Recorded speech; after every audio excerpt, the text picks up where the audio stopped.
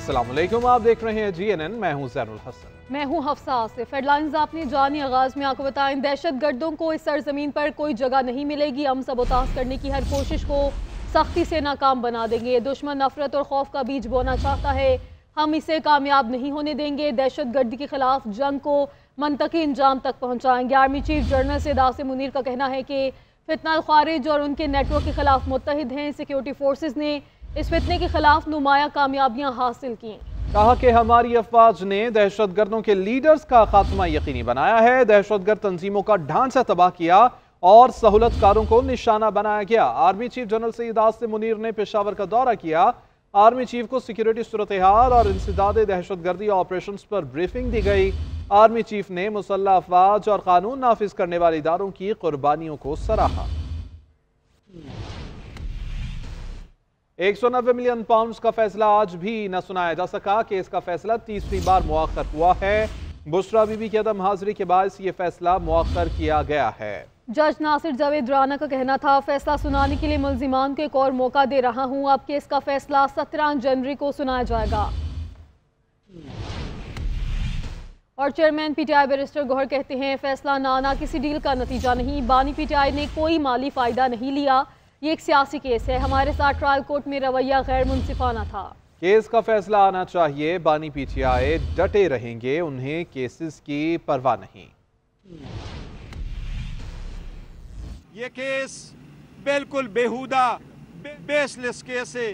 اگر انصاف کا فیصلہ ہو تو آج خان صاحب کی باعزت بری ہونا لازم تھا، لیکن سیاسی طور پہ اور پریشر کے انڈر فیصلے دینے ہو تو پھر دیوار پہ لکھا سب کو نظر آتا ہے۔ خان صاحب ڈٹے ہیں، ڈٹے رہیں گے انشاءاللہ تعالیٰ۔ اس کیس کے فیصلے آئیں، کوئی بھی اور فیصلہ آئے، وہ جیل میں پاکستان کی عوام کی آزادی کی خاطر، عدلیہ کی خاطر، انصاف کی خاطر، آئین کی خاطر اس میں جیل ہے۔ ہم بالکل تیار ہو کے اس نیت سے آئے تھے کہ آج فیصلہ سنایا جائے گا، لیکن یہ فیصلہ جج صاحب نے اپنی مرضی سے ڈیٹ ڈال کر کے آگے مؤخر کیا ہے۔ کسی بھی ڈیل کا نتیجہ نہیں ہے۔ یہ بشرا بی بی ابھی پہنچ رہی ہے، خان صاحب بھی جیل کے اندر ہے، ان کو وہاں جیل میں کوٹ لانا جیل والوں کی ذمہ داری ہے۔ قومی اسمبلی کا ہنگامہ خیز اجلاس، اپوزیشن کا 190 ملین پاؤنڈ کا فیصلہ نہ آنے پر شور شرابہ، حکومت کے خلاف نعرے بازی کی گئی۔ ڈپٹی اسپیکر کی اپوزیشن کو شور شرابہ نہ کرنے کی ہدایت۔ پی ٹی آئی رہنما اسمبلی اجلاس سے واک آؤٹ کر گئے۔ وزیر دفاع خواجہ آصف کا کہنا ہے کہ ہم مذاکرات کر رہے ہیں اور یہ ہمیں بلیک میل کر رہے ہیں، وان کی کارروائی چلنے نہیں دے رہے۔ کہا کہ یہ لوگ مذاکرات کے لیے سنجیدہ ہی نہیں ہیں۔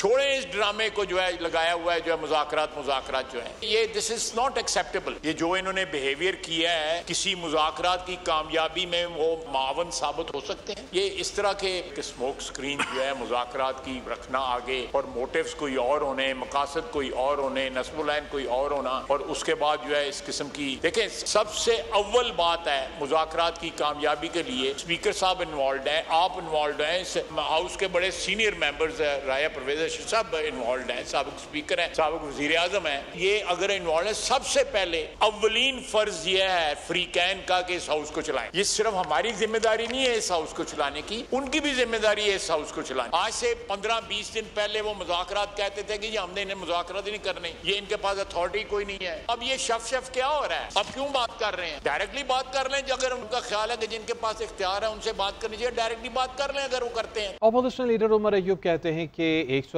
ملین پاؤنڈ ریفرنس کے فیصلے پر حکومتی وزراء کیسے بات کر رہے ہیں؟ کیا 190 ملین پاؤنڈ کیس کا فیصلہ حکومتی وزراء نے لکھا ہے؟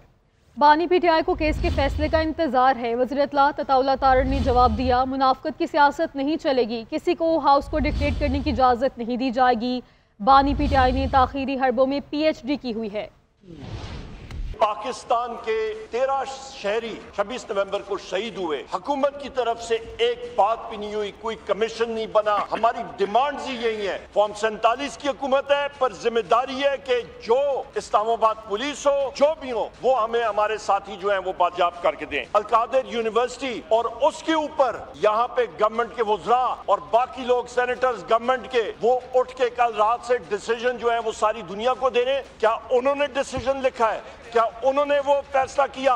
कोई चीज नहीं है। सबसे पहली बात तो यहाँ पे इन्वेस्टिगेशन होनी चाहिए कि हसन नवाज ने वो प्रॉपर्टी ली कैसे वन हाई पार्क की, फिर आगे जाएगी चीज। ये डेथ टोल है या कोई पंखा है जो चल रहा है जिसमें कभी 1600 बंदे मर जाते हैं, कभी 1200 मर जाते हैं, कभी 400 मर जाते हैं, कभी 200 मर जाते हैं। आज मौसूफ 13 पे आके टिके हैं। यहाँ से ऊ किया गया। काश 9 मई को ऊ किया होता और शहीदों की यादगारों को मस्मार ना किया होता। काश 26 नवंबर को भी ऊ किया होता।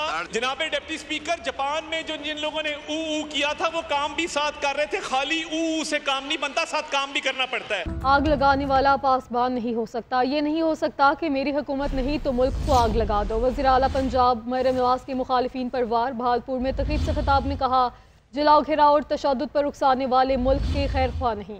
कहा कि नफरत इंसान को तबाह व बर्बाद कर देती है। हम नफरतों के दरवाजे बंद रखेंगे।